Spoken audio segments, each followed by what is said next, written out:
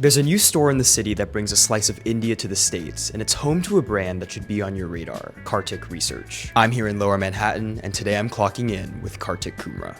Kartik Kumra. I run a brand called Kartik Research based out of New Delhi. So Kartik, you describe your brand as Indian future vintage. What do you mean by that? I think the idea is basically just you want to make stuff that ages very gracefully, that 20 years from now you can find like a great vintage store like The Archivist or something, stuff designed with intention that is meant to last for a while. Kartik Research is produced with the help of artisans from assorted Indian regions. What's the most valuable thing that you've learned from them so far? The pursuit of the artisans is not entirely financial. A lot of them are quite well educated. They can move to the city and earn 20% more. The reason they're sort of doing what they're doing is family legacy, preservation of something that they're deeply passionate about. And at this point, I feel like sustainability and craftsmanship are fashion buzzwords. So how are you approaching them authentically? Well, I mean, it's the only way we can sort of make the clothes that we do make. As we scale the business, it's not to cheap out on the craft or the process and try and find a way around it to scale it. It's to grow with the artisans and then try and figure out a way where the business grows and everyone involved in it can also come along for the journey. You just put on your first show at Paris Fashion Week. What was the most difficult part of pulling that all together? It's a ridiculous coordination challenge. There's so many different teams, hair, makeup, nails. It's tough. It's very expensive. I don't know how financially responsible it is to do it every 6 months. I should also note that you started this brand when you were 20